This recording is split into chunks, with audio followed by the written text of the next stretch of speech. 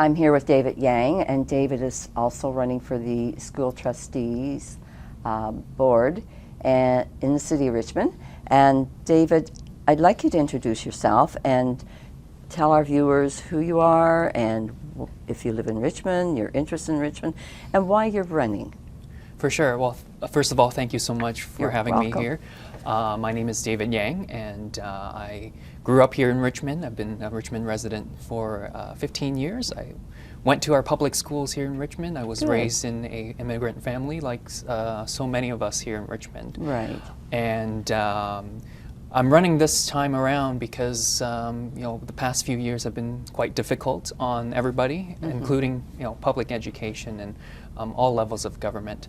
But now is the time to make more than ever the right investments for our future generations, and that means making good investments in our local schools and our public education.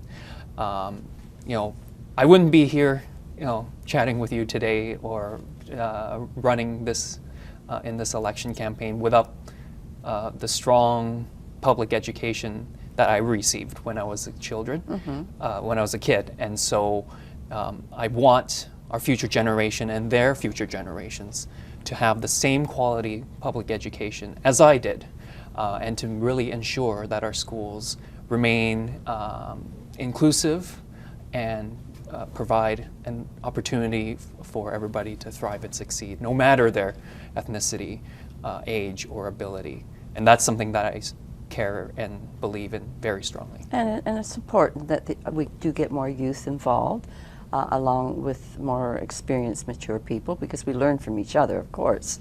And so you're in the front lines, you know what you're experiencing, and I think it's great that you will take the time to do some community work like this. The one thing, David, that we did have a question about, and maybe you can relate to this more, COVID-19 had a huge impact on students, their health and their well-being and their social life. I understand that the students approached the school board, I'm not sure if you're aware of this, because they wanted a voice at the board level so that they can have their concerns heard firsthand. If you were elected as school trustee, how would you embrace this kind of a idea? For sure, and absolutely, I wholeheartedly support whenever students have something to say, that whether that's educators or folks on the school board, we have to have an active pair of ears to listen, because as the motto says for our school board, our focus is on the learner. And so part of our job as educators, as decision makers at the table, is to listen to our most important stakeholder. And that means giving them the opportunity to voice their opinions and to have a say with their schools and the education that they're receiving. When I was a student at SC38, I was a student ambassador, and I was heavily involved in student government. And part of being a student leader means to bring forth those voices that aren't heard sometimes. And so I'm a huge proponent to making sure that happens, and that happens on a more institutional level. Right now we don't have student reps designated on our standing committees, and that's something that I like to explore as a candidate, and I'd be interested to hear. So you do bring idea. A voice of experience because you've lived this, so you understand what the students are referring to. For sure, and students are very smart, and they have a lot of things that they can bring to the table.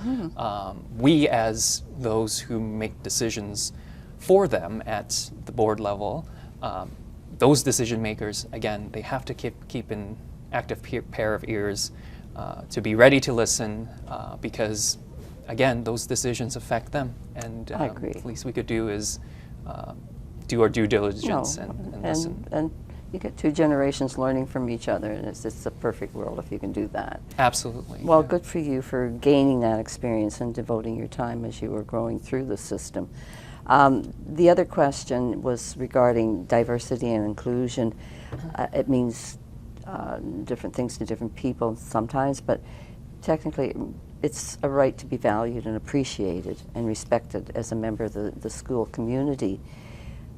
How would you go about as a school trustee to ensure, because it's in the media all the time, the struggles and challenges that students have within their own peers, how would you go about trying to ensure that, excuse me, that this is in effect in the school? For sure, and just right off the bat, I think that as leaders at a school board, school trustees have to stand up and be clear that diversity is important, inclusivity is important, and sending that message as community leaders, as elected officials, I think is very important, and that's why I am firmly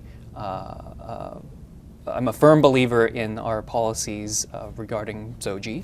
I'm a firm believer in terms of establishing our diversity, equity, and inclusive standing committee that was recently established. And above all that, making sure that school trustees are making good policy when they're at the decision-making table to ensure that schools are truly inclusive, to make sure that schools are truly diverse in a way that creates safe environments for kids to learn, because that's what it's all about at the end of the day. Absolutely, and I think this is critical to the communication part between the board and the schools and the educators in the schools as well. I know SOJI was quite a big topic on the agenda in the last election, and it's obviously carrying forward into this election as well. In summing up, there are 15 candidates running for 7 positions. In one word, how would you convince the voter that you're the right person for the candidate?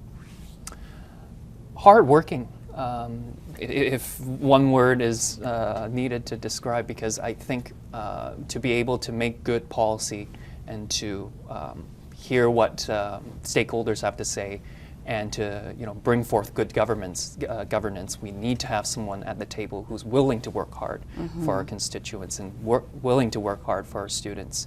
And that's what I hope to bring to the table, because growing up, having spoken no English, coming to a new country, and just going through the public education system, learning everything from scratch, I had to go through what many of us had to go through, and that is to work hard and really fight for a chance for a good opportunity. And so I'm ready for this challenge, and I'm ready to work hard for our students, our teachers, for our parents, for all residents, that to build a good school district for our community. That was a good response to a very quick put together question for you, but I appreciate you coming today. I respect the fact that you are giving your time and putting your name forward. I think it's wonderful. We need more young people to get involved in politics, regardless of what level it's at. And thank you for coming today, and all the best on October 15th. Thank you very much for the opportunity. You're welcome, David. Thank you.